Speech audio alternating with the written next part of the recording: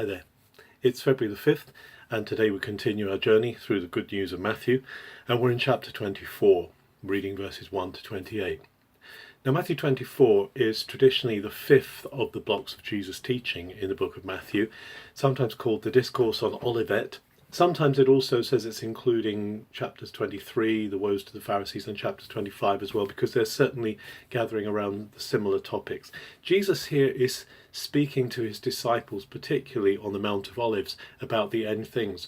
First of all, at the beginning of the chapter, they're in the temple, and Jesus prophesies that there will not be one stone left on another of this building.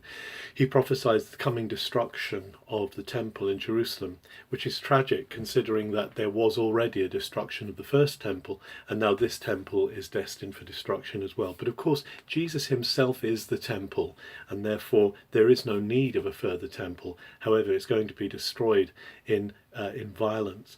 And then when he takes his disciples, his apprentices, up onto the Mount of Olives, he teaches them about what is to come. And this is not a calendar. He's not saying that he's not giving dates to them, but this is the outcomes that there will be. There will be upheaval, there will be wars, there will be battles, there will be deceptions, there will be great miracles shown, and people will claim to be Christ. They will claim to be the anointed of God. But Jesus says, don't listen to them, because they are not my representatives, because he is going to return, he is going to come.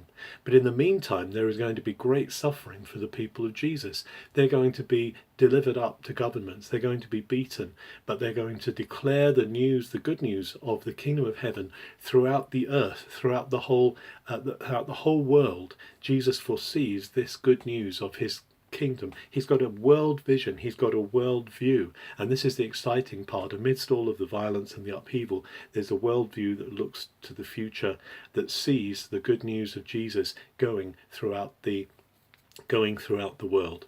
And then Jesus points out that there's going to come a time where the temple itself is displaced by a terrible idol, by a terrible scourge. Of course, in 70 AD, the Romans destroyed the temple, and then, of course, later others built on the temple, and literally even today, the temple is not given over to the original purpose.